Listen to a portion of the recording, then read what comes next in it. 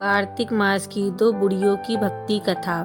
बहुत समय पहले एक छोटे से गांव में दो बुढ़िया रहती थीं, गंगा देई और सीता देई। गंगा देई के पास थोड़ा धन था और वह बड़े भव्य तरीके से पूजा करती। सीता देई गरीब थी, लेकिन उसका हृदय भगवान के प्रति पूर्ण शक्ति से भरा था। गांव में कार्तिक मास शुरू होने वाला था और सभी लोग अपने घरों को साफ सुथरा कर रहे थे, दीपक जला रहे थे, तुलसी के पौधों की पूजा कर रहे थे।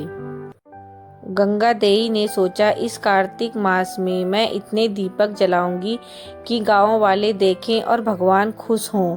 सीता देई बस अपने छोटे से दीपक को हाथ में लेकर धीरे से कहती, मेरे पास कुछ नहीं है, पर मेरा हृदय भगवान के लिए पूरी तरह समर्पित है। दोनों बुढ़िया सुबह जल्दी उठती। गंगा देई नए कपड़े पहनकर देसी घी से दीपक जलाकर पूजा करती। सीता देई मिट्टी का दीपक जलाती। थोड़ा तेल कहीं से उधार लेकर गांव वाले गंगा देई की भव्य पूजा देखकर कहते, वाह कितना सुंदर दीपक जला रही है। लेकिन सीता देई की भक्ति इतनी सच्ची थी कि भगवान उसका दीपक देखकर प्रसन्न होते थे। यह दिखाता था कि सच्ची भक्ति धन या दिखावे से नहीं होती, बल्कि हृदय की श्रद्धा से होती है।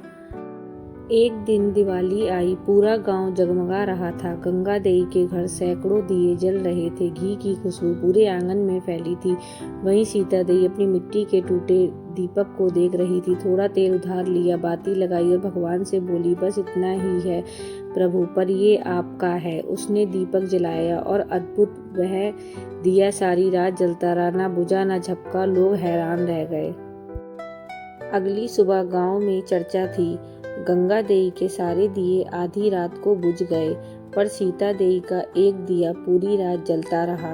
गंगा देई खुद दौड़कर देखने आई। उसने पूछा, बोलो बहन, तूने ऐसा क्या किया कि तेरा दिया नहीं बुझा? सीता देई मुस्कुराई, कुछ नहीं बहन, बस भगवान से कहा था, मेरे पास घी नहीं है पर सच्चा मन है। अगर मन की बात सच्ची हो तो लौ खुद जलती रहती है। गंगा देई की आंखों से आंसू गिर पड़े। उसे समझ आ गया, सच्ची पूजा दिल से होती है, सामान से नहीं। रात को जब गंगा देई सोई तो उसने सपना देखा। भगवान प्रकट हुए और बोले, गंगा देई, मैं तुम्हारी पूजा से खुश था, पर सीता देई की भक्ति में प्रेम था, निर्लोभ था, सच्चाई थी।